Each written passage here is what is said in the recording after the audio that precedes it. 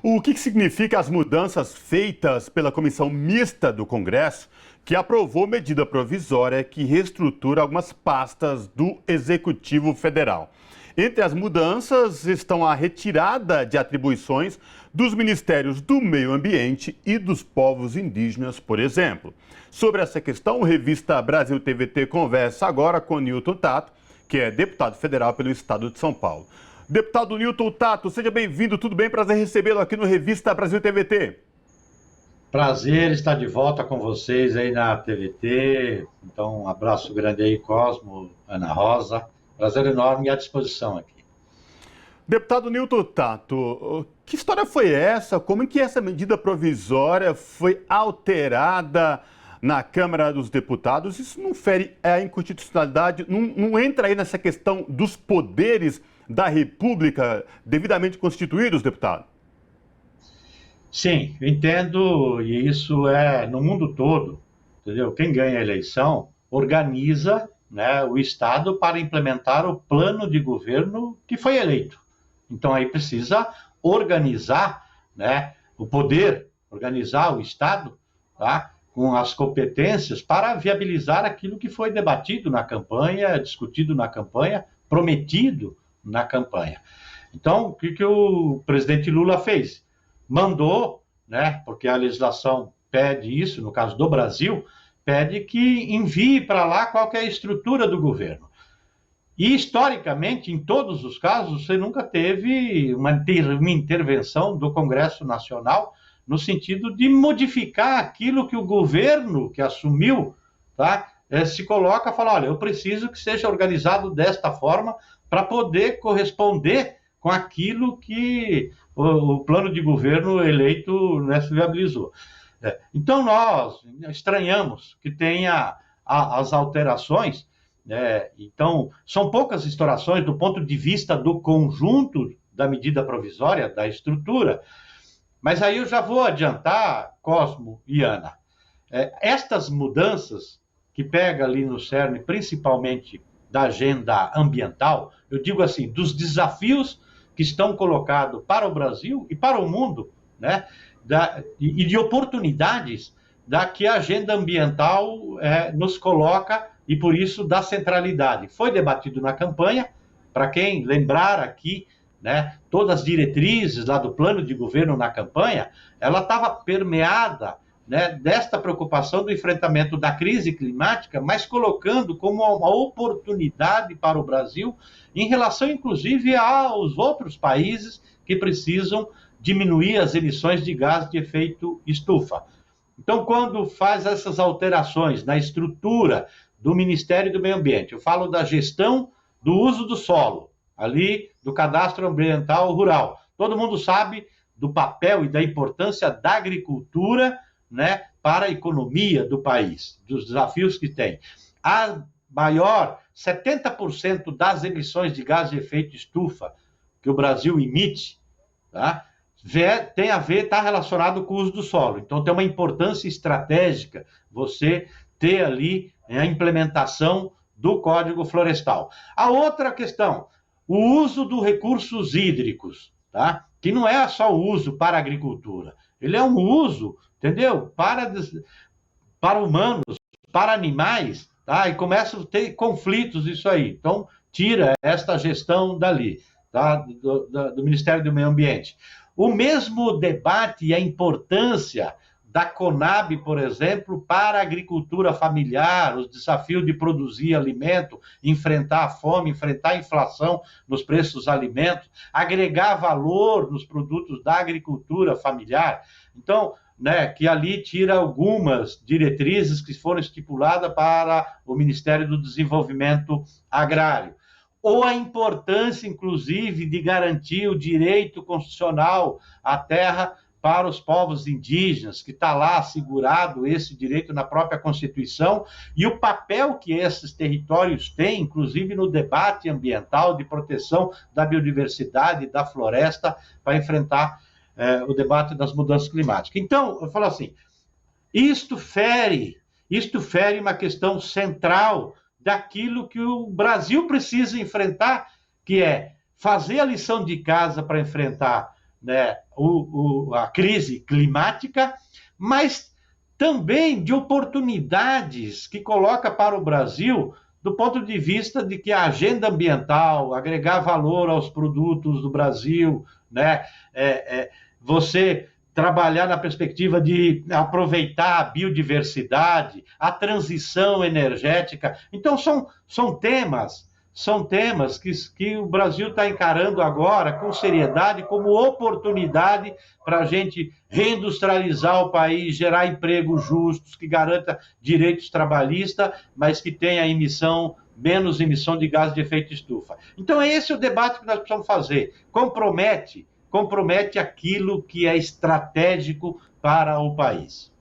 Aproveitando que o senhor falou em demarcações de terras, que aí tem, né, essa questão que foi nessa proposta de reestruturação, se retira do Ministério dos Povos Indígenas, vou lhe perguntar sobre outro pedido de MP, de andamento de MP, que é o pedido de urgência para se votar o marco temporal. Marco temporal esse também que afeta a luta dos povos indígenas, e aí um deputado bolsonarista vai e pede a urgência dessa votação, sabendo inclusive que este tema também é tratado pelo STF.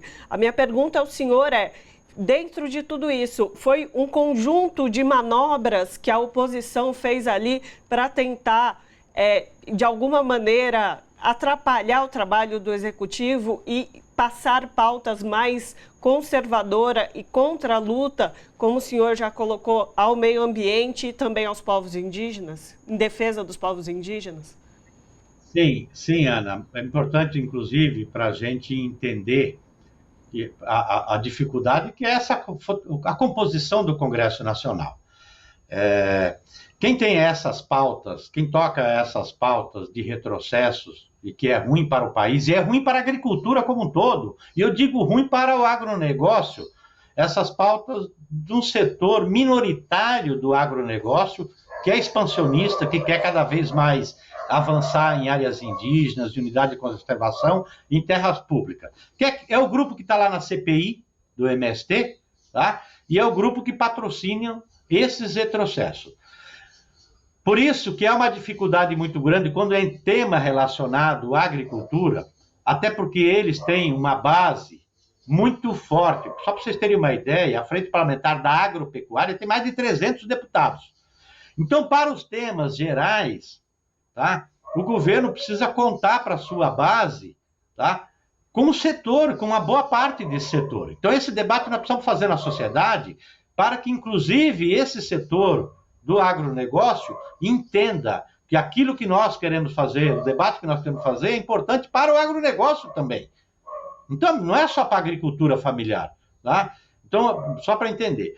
E aí, esse marco temporal, tá? Que é para as pessoas entenderem o seguinte, o que é que eles têm uma tese, tá? Esse setor mais atrasado da agropecuária, de que só tem direito à terra, ao seu território, aquelas comunidades indígenas ou aqueles povos que no dia 5 de outubro de 1988, data da promulgação da atual Constituição, estivessem em cima do seu território.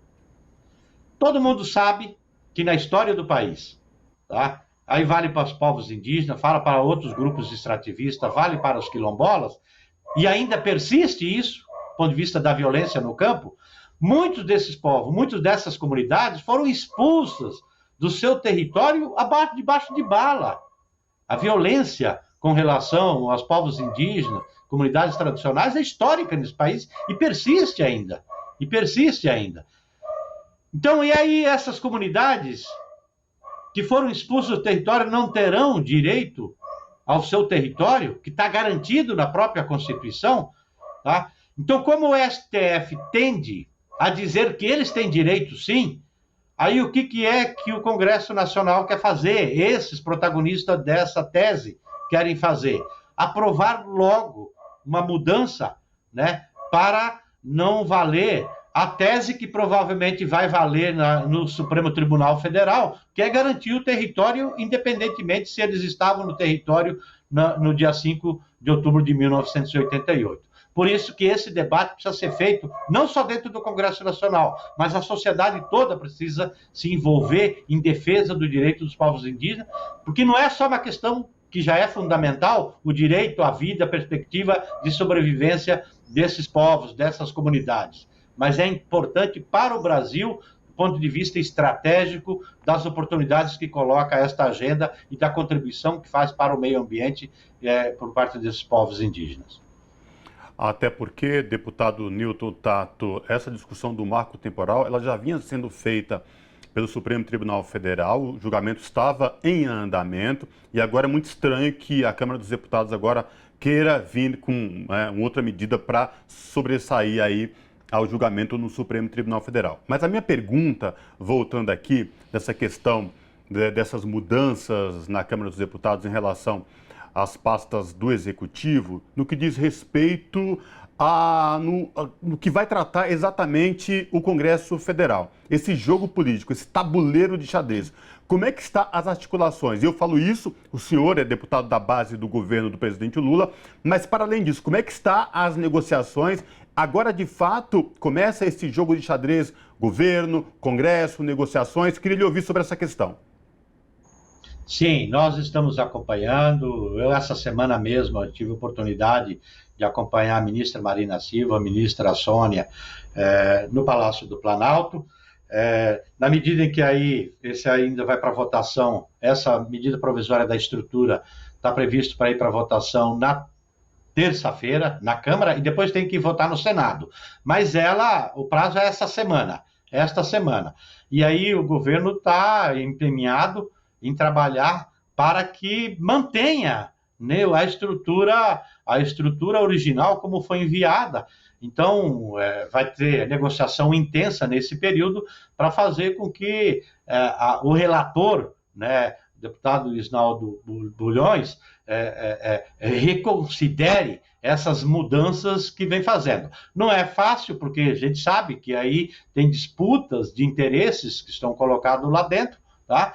Mas eu acredito que vai amenizar essas alterações, porque precisa, né, o conjunto do Congresso Nacional ter esse entendimento que essas mudanças é ruim para o Brasil, Não é uma coisa de que deputados que de repente querem trabalhar para inviabilizar o governo, querem fazer a oposição, não é essa a questão. Estou falando assim, como é que se organiza melhor o Estado para os desafios que tem, em especial para essa agenda ambiental que é estratégica e é oportuna, é de oportunidades para o Brasil. A gente está vendo o BNDES já lançando linhas de financiamento para poder trabalhar nessa perspectiva, que é garantir, inclusive, mercado para os produtos da agropecuária, entendeu? Do ponto de vista internacional, né? Então começa a fazer esse debate que é muito importante. Enfrentar a desigualdade, mas no mesmo patamar enfrentar os desafios, né, da crise climática. E o Brasil é um país ímpar do ponto de vista dessas oportunidades. Tá? Nenhum outro país tem as condições que a gente tem para dar essa volta. Aí o governo se organiza para fazer esse enfrentamento e o Congresso Nacional não pode atrapalhar nesse sentido. Então vamos sim trabalhar muito daqui para terça-feira até a votação para fazer com que retome aquilo que é fundamental e é estratégico para o governo funcionar. Perfeito. Conversamos com o Newton Tato, que é deputado federal pelo PT de São Paulo. Deputado, com certeza a gente segue acompanhando essas tratativas dentro do Congresso e a gente espera que o melhor para o povo brasileiro seja resolvido nesse caso aí da reestruturação dos ministérios. Muitíssimo obrigada pela sua participação conosco aqui hoje. Obrigada, Ana. Obrigado, Cosmo. Um grande abraço para vocês e sempre à disposição aqui. Tá? Abraço. Abraço.